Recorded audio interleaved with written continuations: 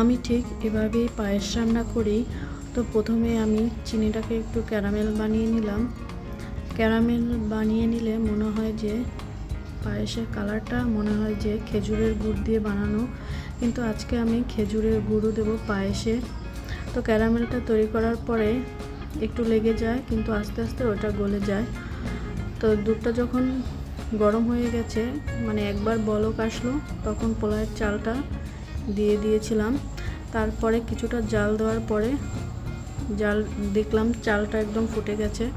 তখন এক এলাচ আর কিশমিশ আমি আগেই দিয়ে ফেলেছিলাম, আর খেজুরের গুড় ছিল ঘরে সামান্য, দিয়ে দিয়েছি। আর হালকা একটু লবণ দিয়েছি মিষ্টিটা ব্যালেন্স করার জন্য।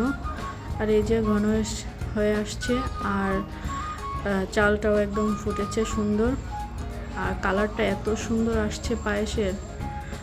সিম্পলভাবে পায়েস রান্না